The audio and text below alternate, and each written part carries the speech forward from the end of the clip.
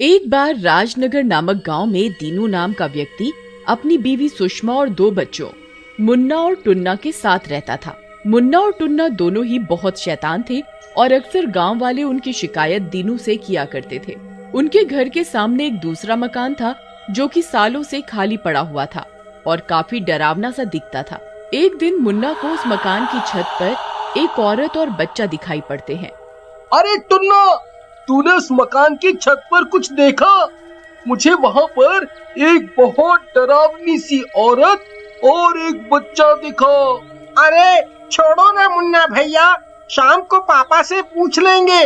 वैसे भी कई सालों से तो ये मकान बंद पड़ा है। फिर मुन्ना दीनू से मकान के बारे में पूछता है। अरे पापा, ये सामने वाला मकान किसका है और यहाँ कोई क्यों नहीं रहता? मैंने किसी डरावनी औरत को एक बच्चे के साथ छत पर देखा था। अरे तुम दोनों अपनी पढ़ाई पर ध्यान दो। ये मकान किसका है और यहाँ कोई क्यों नहीं रहता, इससे तुम्हें क्या? वैसे भी हमें यहाँ आए ज्यादा टाइम तो हुआ नहीं, तो मुझे क्या पता यहाँ कौन रहता है या ये घर ऐसा क्यों है। और ये सब फालतू की बातें बंद करो, रोज नई कहानी, गधे कहीं के नालायक। इसके बाद दीनू वहाँ से चला जाता है और फिर मुन्ना और टुन्ना भी बाहर खेलने चले जाते हैं। तभी मुन्ना देखता है कि एक गोपी नाम का गांव वाला नदी में नहा रहा है। अरे वाह वाह वाह वाह, इसे कहते हैं स्विमिंग पूल। ये शहर वालन का देखो, चूहे जैसे गड्ढे में थोड़ा सा पानी डालकर उसी को स्विमिंग पूल कहते हैं। आज तो तबीयत खुश हो गई नदी में नहाकर। सही कह रहे हो अंकल, लेकिन आपने चड्डी क्यों नहीं पहनी है? Shem Shem Shem. तुम दोनों शैतान यहाँ क्या कर रहे हो? चलो भागो, नहीं तो अभी तुम्हारी पिटाई कर दूंगा। अरे अंकल, एक तो नंगे पुंगे घूमते हो और हमें ही डांट रहे हो। ये सही है, अभी मजा चखाते हैं आपको। ऐसा कहकर मुन्ना और टुन्ना गोपी के कपड़े लेकर भाग जाते हैं। गोपी, अरे गधो रुक जाओ, ये क्या कर रहे हो? रुक जाओ दुष्टों, मेरे कपड़े तो दे दो। मेरे कपड़े। लेकिन मुन्ना और टुन्ना नहीं रुकते और गोपी के कपड़े लेकर भाग जाते हैं। अरे दोनों कहाँ चले गए? अरे मैं अब घर कैसे जाऊंगा? मेरी तो इज्जत ही चली जाएगी पूरे गांव में। हे राम, इन शैतानों ने मुझे कहाँ फंसा दिया। तभी गोपी को वहाँ पर एक केले का पेड़ दिखाई देता है। वाह वाह वाह वाह, चलो अच्छा है, ये केले के पेड़ के पत्ते लगा लेता हूँ और चुपके से घर चला जाता हूँ। फिर कपड़े बदल कर इन दोनों दोस्तों की खबर लूंगा। इसके बाद गोपी केले के पत्तों की ड्रेस बना लेता है और पहन लेता है और अपने घर की ओर चल देता है। जैसे ही गोपी अपने घर पहुंचता है, तभी उसका दोस्त कल्लू वहां आ जाता है।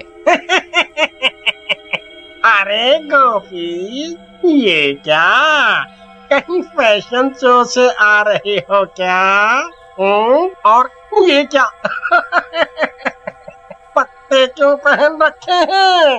अरे क्या बताऊं, ये दोनों मुन्ना और टुन्ना की वजह से है।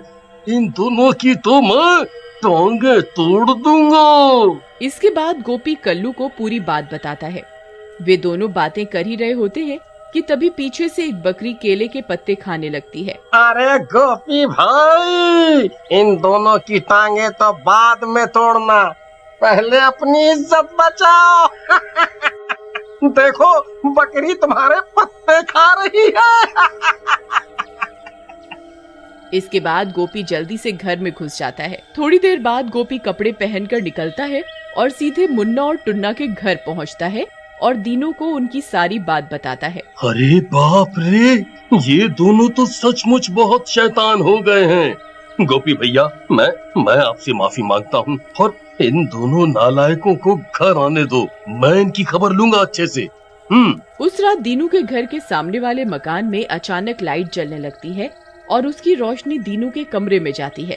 अरे सुनते हो, लगता है अपने सामने वाले मकान में कोई रहने आया है।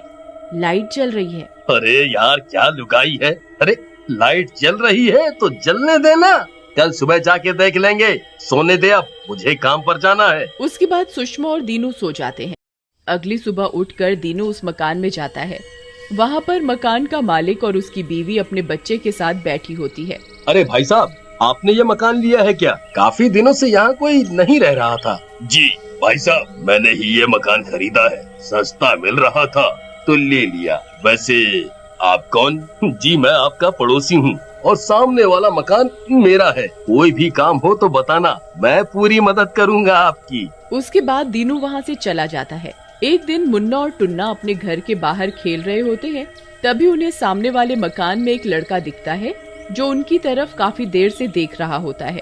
अरे टुन्ना, कई दिनों से देख रहा हूँ, ये लड़का ऐसे ही अपने घर से हमें देखता रहता है, लेकिन कुछ बोलता नहीं है। कुछ गड़बड़ लगती है। लगता तो मुझे भी ऐसा ही है। एक काम करते हैं, चलकर देखते हैं। मुन्ना और टुन्ना चुपके से सामने वाले घर की खिड़की के पास जाते हैं, लेकिन खिड़की ऊपर होने के कारण मुन्ना टुन्ना को अपने कंधे पर बिठा लेता है और टुन्ना अंदर झांकता है। अरे टुन्ना, अंदर कुछ दिखा? चुप क्यों है? अरे मुन्ना भैया, चुपचाप चलो यहाँ से, अंदर बहुत गड़बड़ है। अरे क्या हुआ?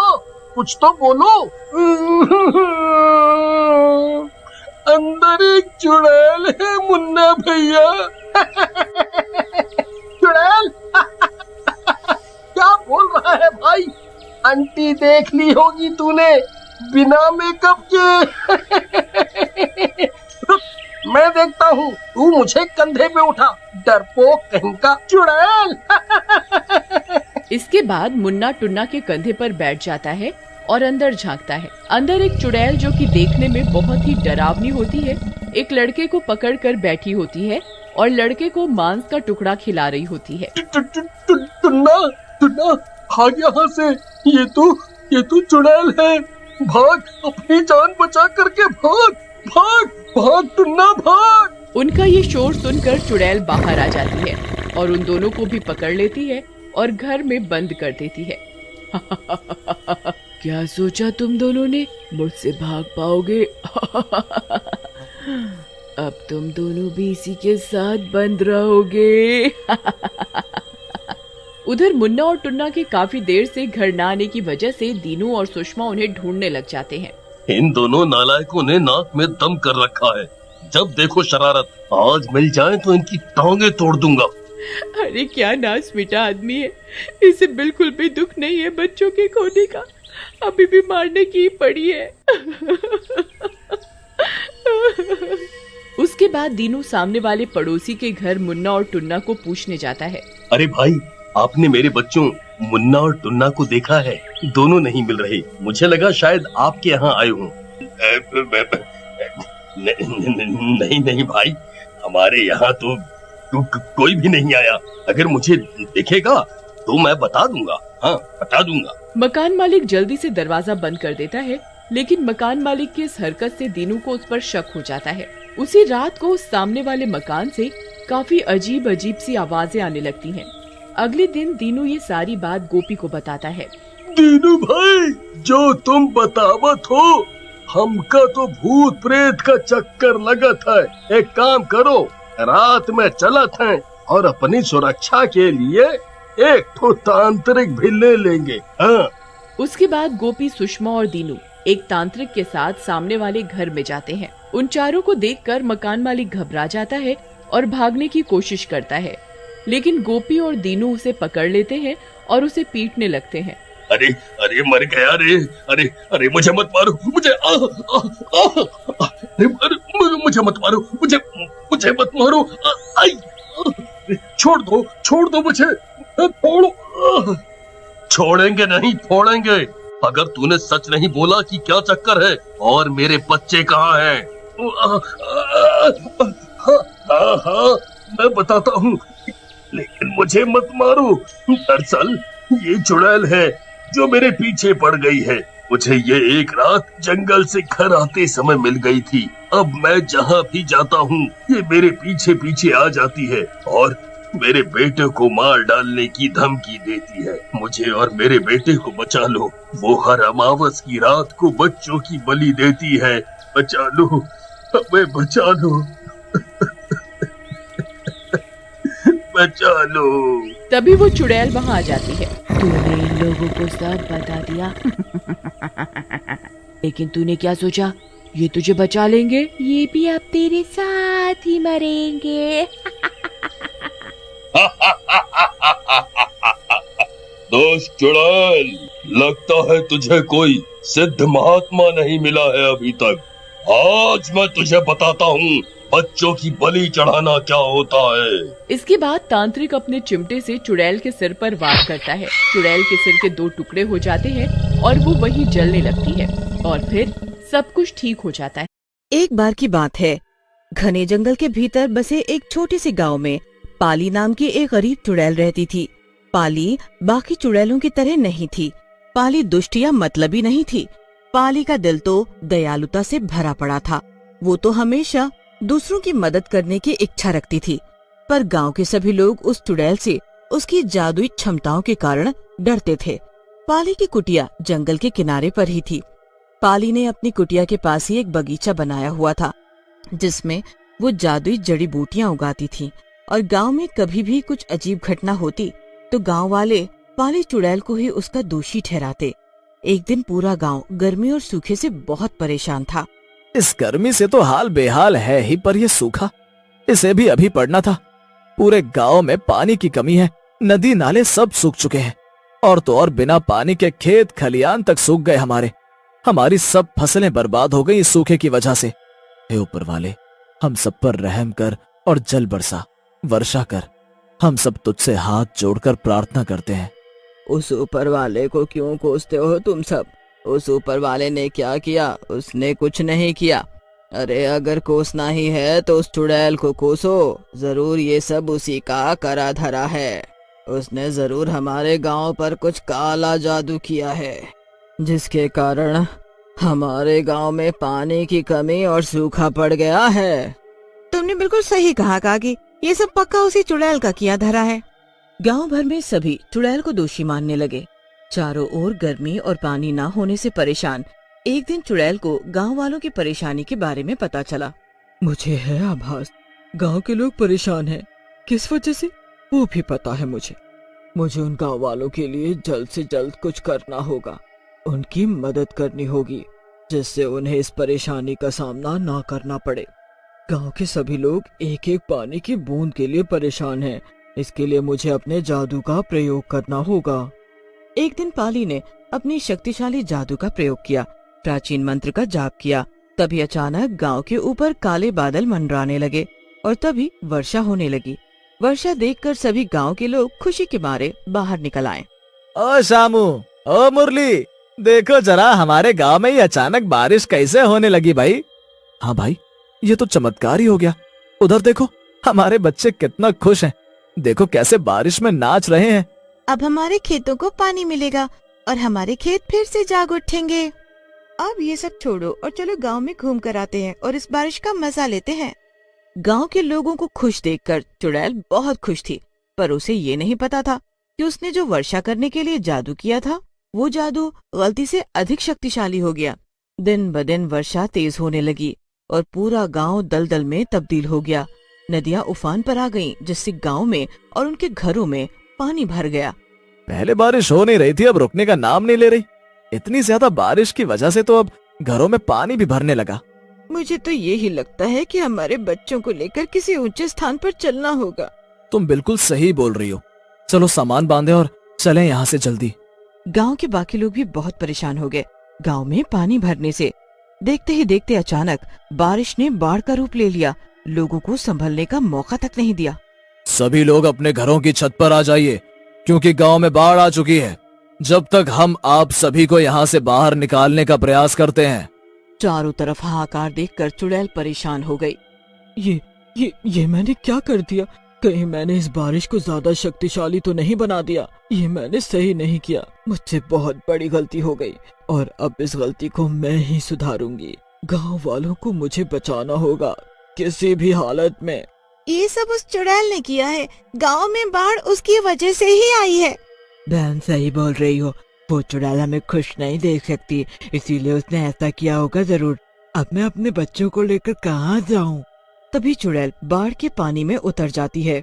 महेश भाई, वो देखो चुड़ैल, देखो कैसे आराम से बाढ़ के पानी में तैरकर उसका मजा ले रही है। उसी ने ये सब किया, वो ही हमारे गांव में बाढ़ लाई है, तभी तो उस पर इस बाढ़ का कोई असर नहीं हो रहा। वो जरा भी नहीं डूब रही। देखो, इसे तो सबक सिखाना चाहिए था, पर इस हालत में ये हम नहीं कर सकते। ऐसे में तो हम खुद ही फंस पड़े हैं।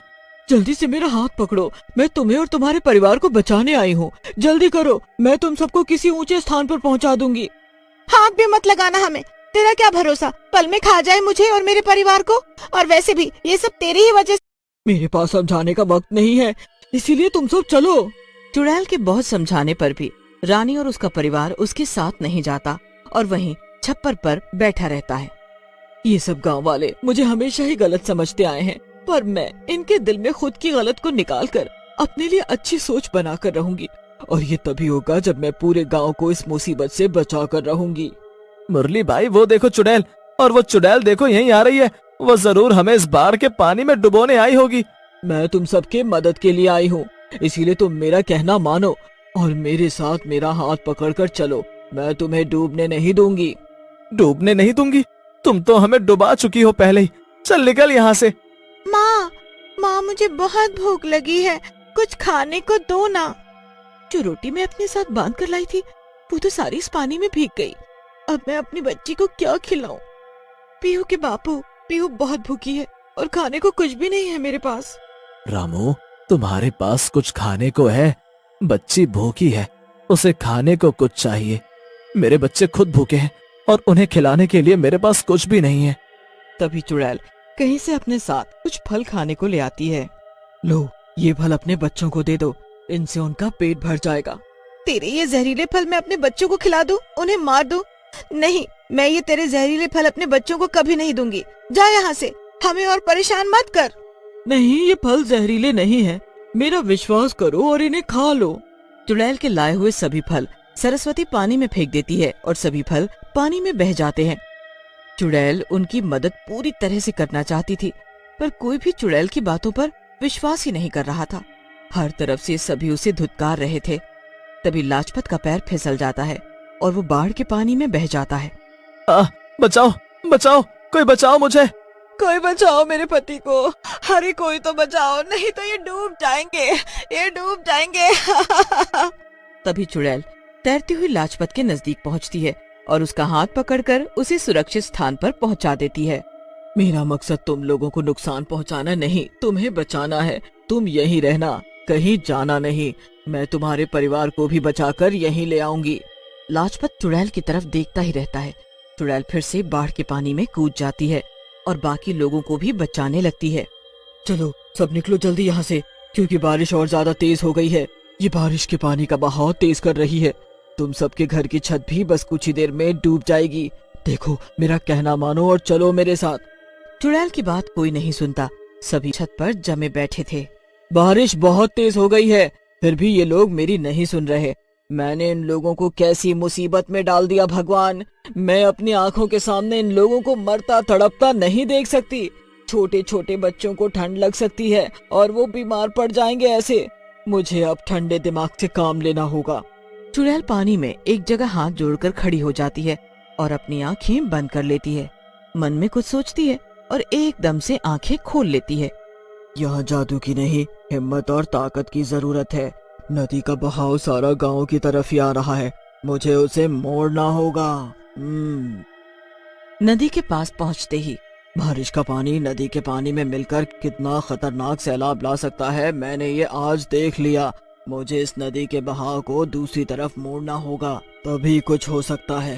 पूरा गांव टकटकी लगाए बस चुड़ैल को ही देख रहे थे।